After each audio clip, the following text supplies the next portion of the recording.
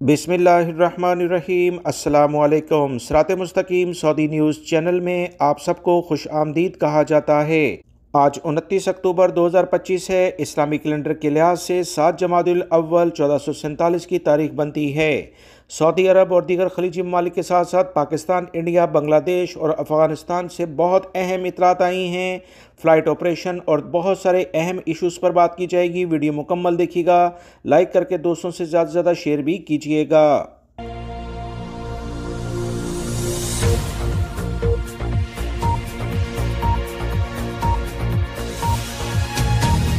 Viewers, Pakistan India border पर कशीदगी इंतहाई हद तक बढ़ चुकी है। ये कशीदगी अब किसी से ढकी छुपी नहीं। दोनों ममालिक की अफवाज मुकम्मल असले से लेस होकर आमने सामने आ चुकी हैं। किसी भी वक्त दोनों ममालिक के दरमियान जंग शुरू हो सकती है। इस तमाम सूरत हाल के बाद नई इतलात जो आई हैं कि लाइन ऑफ कंट्रोल मकबूजा कश्मीर में मुसलसल कशीदगी बढ़ती हुई देखी जा रही है। वीवर्स, असल बात इसकी ये है कि भारतीय रियासत बिहार में इलेक्शन की वजह से बीजेपी हुकूमत हर सूरत में जंगी जुनून को हवा देना चाहती है ताकि अवाम से वो इस जंग की बुनियाद पर वोट हासिल कर लें। कल पाकिस्तान की जानिब से मैंने आपको बताया था कि फ़ज़ाई हदूद की बंदिश के हवाले से दूसरा नोटम जारी किया गया था, जिसके मुताबिक 30 अक्टूबर तक कराची से इस्लामाबाद तक फ़ज़ाई हदूद डिस्टर्ब रहेगी, जिससे कमर्शियल फ़्लाइट्स मुअत्तल और डाइवर्ट हो सकती हैं। ताज़ा तरीन इतलात इंडिया की जानिब से आ गई है कि इंडियन एविएशन ने भी तमाम फ़ज़ाई कंपनियों को 10 नवंबर तक फ़ज़ाई हदूद की बंदिश के लिए नोटम जारी कर दिया है। फिर से बताता चलूं कि इंडिया की तमाम फ़ज़ाई कंपनियों को 10 नवंबर 2025 तक फ़ज़ाई हदूद की बंदिश के लिए नोटम जारी कर दिया है। इससे तमाम वो रियासतें जो पाकिस्तानी सरहद के करीब हैं वहाँ सीरियस इकदामात किए जाएंगे। लिहाजा वो तमाम इंडियन अफराद, बांग्लादेशी अफराद या वो पाकिस्तानी जो सऊदी अरब या दीगर ममालिक में रहते हैं, इंटरनेशनल फ़्लाइट्स की डिस्टर्बेंस से बचने के लिए या उससे मुतला होने के लिए तमाम एयरलाइंस के दफातर से लाजमी रब्ता करें और एयरपोर्ट का रुख करें। फ़्लाइट की मुकम्मल छानबीन करना आपका बुनियादी हक है, क्योंकि कोई भी गड़बड़ अगर इन ममालिक में हुई तो सबसे पहले फ़्लाइट ऑपरेशन मुतासिर होगा। पाकिस्तानी बॉर्डर से करीब जो इलाके हैं यहाँ पर इकदामात कुछ ज़्यादा सीरियस देखे जा रहे हैं। इंडियन वज़ीर दिफा राजनाथ की जंगी बयानात के बाद मकबूजा कश्मीर में सूरत हाल इंतहाई नाजुक हो चुकी है। इस वक्त इंडिया अफगानिस्तान मिलकर सदरन, मशरकी और मगरबी बॉर्डर्स पर पाकिस्तान के लिए दबाव मुसलसल बढ़ा रहे हैं। इस वक्त इंडिया की तरफ से कराची, ठट्ठा, सरक्रीक, आज़ाद कश्मीर, बहावलपुर, सियालकोट बॉर्डर पर हालात कशीदगी की जानिब लेकर जाए जा रहे हैं। पाकिस्तान ने भी आलमी सतह पर वाज़ेह तौर पर कह दिया है कि पाकिस्तान किसी भी सरहद पर जंग का आगाज़ खुद नहीं करेगा, लेकिन अगर इसके साथ छेड़छाड़ की गई, कोई भी हमला हुआ तो उसका ऐसा जवाब दिया जाएगा कि तारीख़ याद रखेगी और इसका खुमियाजा भी सबको भुगतना पड़ेगा। अहम इतलात के मुताबिक पाकिस्तान की सिविल और मिलिट्री क़यादत इस वक्त एक पेज पर है और पाकिस्तान हर सूरत में अपने वतन के दिफा के लिए मुकम्मल तैयार है और वो तमाम टारगेट फिक्स कर दिए गए हैं जिनको पहले ही झटके में हिट करना है। पाकिस्तान इस बार बांग्लादेश और चीन के तावन से इंडिया की चिकन नेक जिस इलाके को कहा जाता है, जो कि बांग्लादेश और नेपाल के दरमियान एक 13 किलोमीटर की छोटी सी पट्टी है जो इंडिया की ऊपर की 7 रियासतों को इंडिया से जोड़ती है, इस पर शदीद दबाव बढ़ाएगा। रहे इन 7 रियासतों में पहले ही अलहदगी की तहरीकें चल रही हैं, इस लिहाज से पाकिस्तान की तरफ से ईस्ट की रियासतों पर बहुत ज़्यादा तवज्जो दी जा रही है। पाकिस्तान और इंडिया की तरफ से बाकायदा ऐलानात सामने आ रहे हैं कि 10 नवंबर तक जंगी हालात का ख़तरा बहुत ज़्यादा बढ़ जाएगा। अहम तरीन खुफिया इतलात के मुताबिक पाकिस्तान अपनी 2 अहम हमला आवर कोर्स को मुल्तान और मंगला पर तैनात कर चुका है। ये दोनों कोर्स दिल्ली और इससे मुल्का इलाकों और दीगर कश्मीर से मुल्का इलाकों में घुस कर मुकम्मल कार्रवाई के लिए तैयार हैं। अहम इतलात के मुताबिक मंगला और मुल्तान कोर को अहकामात दिए गए हैं। मजीद इतलात के मुताबिक इन्हें फॉरवर्ड पोजीशन की तरफ मूव करा दिया गया है। इन स्ट्राइक कोड में 1 लाख से ज़ायद फौजी होते हैं जो दुश्मन के मुल्क में घुसकर मुकम्मल लड़ाई करने के काबिल होते हैं और इंतहाई महारत वाली ये फौजी दस्ते होते हैं। पाकिस्तान की तरफ से मुकम्मल तैयारियां कर ली गई हैं। सिर्फ दुश्मन के वार का इंतज़ार है कि वो वार शुरू करे और पाकिस्तान फिर अपना रंग दिखाए। ویور پاکستان اور افغانستان کے لحاظ سے جو اس وقت مذاکرات چل رہے ہیں کافی حد تک اس میں کوئی بھی اہم اقدامات ہوتے ہوئے نظر نہیں آ رہے۔ کہا جا رہا ہے کہ ثالثی ممالک کی درخواستوں کے باوجود افغان طالبان کے نمائندے مسلسل وہ تمام چیزوں سے انکار کر رہے ہیں جو کہ پاکستان نے واضح ٹھوس شواہد کے ساتھ ڈیلیگیشن کے سامنے پیش کر دیے ہیں۔ افغان طالبان اس بات کی ریٹن میں یعنی لکھ کر کوئی گارنٹی نہیں دے رہے کہ افغانستان کی سرزمین پاکستان کے خلاف کسی بھی طور پر استعمال نہیں ہوگی۔ وہ زبانی جمع خرچ کے لیے بات کر رہے ہیں، کیونکہ ان مذاکرات کے بعد افغان طالبان کو BLA اور دیگر دہشت گرد شرپسندوں کی تنظیموں کو کنٹرول کرنا پڑے گا، اور جب بات تحریری طور پر آ جاتی ہے تو اسے دنیا کے کسی بھی اہم عدالت میں یا مختلف ممالک کے سامنے چیلنج کیا جا سکتا ہے، جس سے افغان طالبان بھاگ رہے ہیں۔ یاد رہے مذاکرات کے بعد طالبان حکومت کو ان شرپسندوں تنظیموں کو ملنے والے اسلحے اور فنڈنگ کی روک تھام کے لیے بھی اقدامات کرنے ہوں گے۔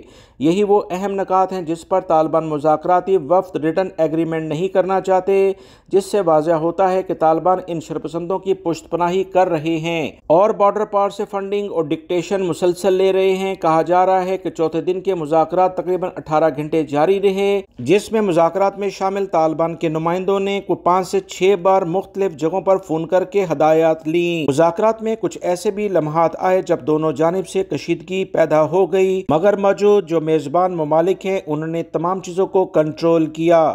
پھر بات یہاں تک آئی کہ طالبان مختلف اہم پوائنٹس کو ایگری کر کے باقاعدہ اس بارے میں اپنی رضامندی کر کے کچھ دیر کے لیے باہر نکلے، اور پھر جب فون کال کر کے واپس آئے تو تمام چیزوں سے مکر گئے۔ یہ تمام صورتحال کے بعد اس مذاکرات کو حتمی شکل دینے کے لحاظ سے جو مشکلات ہیں وہ آپ اندازہ کر سکتے ہیں۔ Viewers, Donald Trump operation sindoor کے بعد سے فیلڈ مارشل عاصم منیر کی تعریف کرتے دکھائی دے رہے ہیں، اور آپریشن سندور کے بعد پاکستان کے امیج کا گراف الحمدللہ دنیا میں بہت بلند ہوا ہے۔ نئی اطلاعات کے مطابق صدر ٹرمپ نے اپنی خواہش کا اظہار کرتے ہوئے کہا ہے کہ پاکستان کی فوج، آذربائیجان اور انڈونیشیا کی فوج آپس میں مل کر غزہ میں جائیں اور غزہ میں پرامن معاہدے میں اہم کردار ادا کریں۔ انڈونیشیا پہلے ہی 20,000 فوجی دستے بھیجنے پر رضامندی کا اظہار کر چکا ہے۔ ٹائم آف اسرائیل کے مطابق اسرائیلی پارلیمنٹ میں ایک بحث جاری ہے کہ پاکستانی افواج کو غزہ میں بھیجنے کے لحاظ سے کیا اقدامات کیے جائیں یا کہ نہیں۔ تینوں ممالک جس میں پاکستان، انڈونیشیا اور آذربائیجان کی افواج ہوں گی، اسرائیلی فوج کے چلے جانے کے بعد غزہ میں حفاظتی ڈیوٹی انجام دیں گے۔ ان افواج کو انٹرنیشنل فورسز کے ساتھ مل کر خدمات انجام دینا ہوں گی۔ فی الحال یہ اطلاعات نہیں آئی ہیں کہ پاکستان سے کتنی فوج غزہ بھیجی جائے گی۔ اسرائیل کی طرف سے اس بات کا مسلسل مخالفت کی جا رہی ہے، کیونکہ اسرائیل کسی بھی طور پر یہ نہیں چاہتا کہ پاک فوج اسرائیل کے اتنے قریب تعینات کر دی جائے، اور کچھ میڈیا ہاؤسز کے مطابق ان فیصلوں کے اثرات پاکستان پر بھی منفی انداز میں پڑ سکتے ہیں۔ بہرحال پاکستانی افواج کی غزہ میں تعیناتی ایک بہت بڑی ڈپلومیٹک ملٹری اچیومنٹ ہوگی۔ غزہ امن معاہدہ دنیا کا سب سے پیچیدہ معاملہ بن چکا ہے، اور اس پیچیدہ معاملے کو حل کرنے میں پاکستان کی شمولیت پاکستان کے قد و کاٹ کو دنیا میں مزید بڑھانے کے لیے اہم کردار ادا کرے گی۔ مگر یاد رکھیں، اسرائیلی وزیر اعظم نے کابینہ اجلاس میں واضح خطاب کرتے ہوئے کہا ہے کہ ہم اپنی سیکیورٹی کسی بین الاقوامی فورسز کے حوالے نہیں کریں گے۔ ہم خود طے کریں گے کہ ہمارے لیے کون سی قوتیں ناقابل قبول ہیں اور کون سی قابل قبول ہیں۔ انہوں نے کہا کہ امریکہ بھی اسرائیل کے موقف سے متفق ہے، جس کی تصدیق امریکی سینئر حکام نے کر دی ہے، مگر ذرائع کے مطابق اسرائیل نے ترکی کی فوجیوں کو عالمی فورسز کا حصہ بننے پر سخت اعتراض کیا ہے۔ ان کا کہنا ہے کہ ترکی ایسی فورسز میں شامل نہیں ہوگا جو غیر جانبدار برقرار رہ سکیں۔ اب تک عرب دنیا کی بڑی ریاستیں اس معاملے پر کوئی واضح موقف نہیں اپنایا۔ متحدہ عرب امارات اور مصر اندرونی سطح پر غور کر رہے ہیں، جبکہ قطر اپنی ثالثی کی حیثیت کو برقرار رکھنے کے لحاظ سے کام کر رہا ہے۔ سعودی عرب اور دنیا کے تمام ممالک میں رہنے والے پاکستانیوں کے لیے بہت اہم خبر اسٹیٹ بینک آف پاکستان کی جانب سے جاری کی گئی ہے، جس میں بتایا گیا ہے کہ اسٹیٹ بینک آف پاکستان کا بڑا فیصلہ یہ ہے کہ بینک اکاؤنٹس کھولنے کے قوانین میں اہم تبدیلی کر دی گئی ہے۔ पाकिस्तान की बैंकारी तारीख में एक नया और इनकलाबी कदम उठाया गया है। Viewers, State Bank of Pakistan ने मुल्क भर के बैंकों के लिए नया जामिया निज़ाम कंसोलिडेटेड कस्टमर ऑनबोर्डिंग फ्रेमवर्क कहा गया है, इसे नाफिज कर दिया गया है, जिसके बाद अकाउंट्स खुलवाने और सार्फिन की तस्दीक का पूरा तरीक़ाकार ही बदल गया है। वीवर्स, ये फ्रेमवर्क एक ऐसा मरकज़ी निज़ाम है जिसके तहत अब तमाम बैंक्स और मालियाती इदारे कस्टमर्स की शनाख्त, तस्दीक और अकाउंट्स खोलने के लिए एक ही असूल पर अमल करेंगे। अब आसान अकाउंट, फ्री लांसर अकाउंट या नॉन रेजिडेंट पाकिस्तानियों के अकाउंट्स के लिए अलग अलग कवानीन ख़त्म कर दिए गए हैं। सबके लिए एक ही फॉर्म होगा, एक ही वेरिफिकेशन सिस्टम होगा और एक ही म्यार रखा जाएगा। स्टेट बैंक ऑफ पाकिस्तान ने तमाम बैंकों को पाबंद कर दिया है कि हर नया अकाउंट खोलने से पहले नादरा वेरिफिकेशन या बायोमेट्रिक तस्दीक लाजमी की जाए। अगर बायोमेट्रिक मुमकिन ना हो तो नादरा डेटा, असल शनाख्ती कार्ड, डॉक्यूमेंट्स या नोटराइज कॉपी तस्दीक के लिए पेश की जाएगी। तमाम कस्टमर्स के लिए ऑनलाइन और मोबाइल ऐप्स के जरिए भी तस्दीक मुमकिन होगी, बशर्ते कि निज़ाम नादरा से मुंसलिक हो। 25 अक्टूबर से पुराने कवानीन ख़त्म कर दिए गए हैं, नए कवानीन नाफिजुल अमल हो चुके हैं। अब तमाम नए अकाउंट्स इसी फ्रेमवर्क के तहत खोले जाएंगे, जबकि बैंकों को हदायत कर दी गई है कि वो पुराने अकाउंट्स के बायोमेट्रिक तस्दीक भी मुकम्मल कर लें। जिन कस्टमर्स के अकाउंट की तस्दीक नहीं होगी वो अकाउंट्स गैर फाल कर दिए जाएंगे। बैंकिंग माहिर डॉक्टर इकराम ने इस फैसले को तारीखी और खुश आइंदा करार दिया है। इनके मुताबिक माजी में मुख्तलिफ अक़साम के अकाउंट मुख्तलिफ कवानीन के तहत खोले जाते थे, जिससे शफाफियत मुतासर होती थी। नया फ्रेमवर्क न सिर्फ एक मुतहद निज़ाम फराहम करेगा बल्कि गैर कानूनी तरीके से रकूम की मुंतकिली और फाइनेंसिंग के लिहाज से जो खतरात लाहिक हैं वो भी कम हो जाएंगे। मज़ीद उन्होंने कहा कि ये कदम पाकिस्तान को FATF के तकाज़ों को पूरा करने में भी मदद देगा, लिहाजा अब तमाम बैंकों के लिए यकसां असूल बन गए हैं। नादरा और बायोमेट्रिक वेरिफिकेशन लाजमी होगी। जाली अकाउंट्स और मनी को एक जगह से दूसरी जगह पर गैर कानूनी तरीके से जो भेजा जाता है उसकी रोकथाम होगी। कस्टमर्स के लिए ऑनलाइन वेरिफिकेशन की सहूलत आसान हो जाएगी। गैर तस्दीकशुदा अकाउंट्स ब्लॉक कर दिए जाएंगे। नए फ्रेमवर्क के नफाज से पाकिस्तान का बैंकिंग निज़ाम मज़ीद मजबूत, महफूज और शफाफ हो जाएगा, जो डिजिटल प्रोग्राम की जानिब एक बड़ा कदम है।